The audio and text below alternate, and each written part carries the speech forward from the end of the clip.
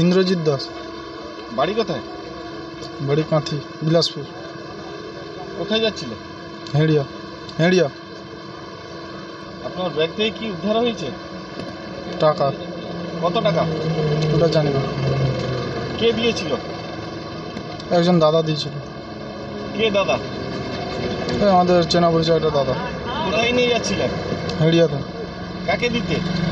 ওটা বলতে পারছি না। ব্যাগ থেকে দলীয় ভোটের বুকে পতাকা, ও না, ওগুলো আমার না। ওগুলো আমার না, তাহলে আমার একটা ব্যাগ শুধু। এগুলো কি তাহলে? ওগুলো আমারই না। এই আপনার কাছ থেকে না না, আমার কাছ থেকে না, ওরা আলাদাই করেছে। পুলিশ দেখাচ্ছে। ওটা আমারই না, ওদের জিজ্ঞেস করুন। ওটা আমার না, এটা আলাদা, ওটা জিজ্ঞেস করুন। আচ্ছা, ব্যাগে টাকা?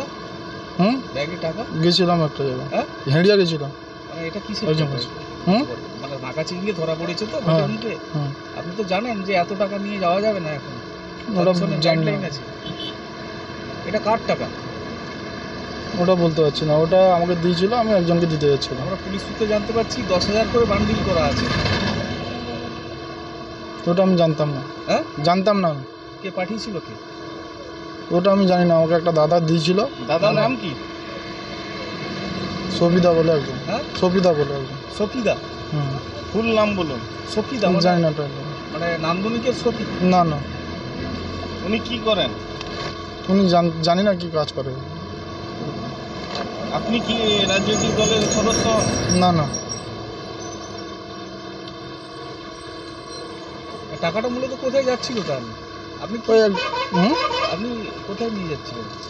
একজনের কাছে গেছিলাম। কত টাকা আছে ওতে? ওটা আমি জানি না। আপনি কি করেন? আমি কাজ বাজ করি। কিসের কাজ করেন? কাজ বাজ আরামসে করি। বলুন, আপনার যদি কোনো ব্যাপার। না না, ব্যাপার না, কাজ বাজ সেলসে কাজ করি। সেলসের কাজ করেন? ঘাবড়ানো তো? না না, ঘাবড়াই না। আপনার যদি প্রকৃত কোনো না টাকা। না, ঘাবড়াই না। আপনি ঘাবড়ে যাচ্ছেন কেন? ঘাবড়াই আপনার যদি প্রকৃত কোনো টাকা, আপনার তো কাগজ ঘাবড়াই না। পাবেন। ঘাবড়াই না। হ্যাঁ, একটা অভিযোগ আসছে ভোটের মুখে 10,000 করে টাকা যাচ্ছিল বুথ সভাপতিদের দেওয়ার জন্য বা বুথে বুথে বন্টন করার জন্য। এটা বিষয়ে কি জানেন? না না না, 10,000 করে তাহলে বান্ডিল কেন আগে? ওটা আমি বলতে পারছি। কি নাম আপনার? ইন্দ্রজিৎ দাস।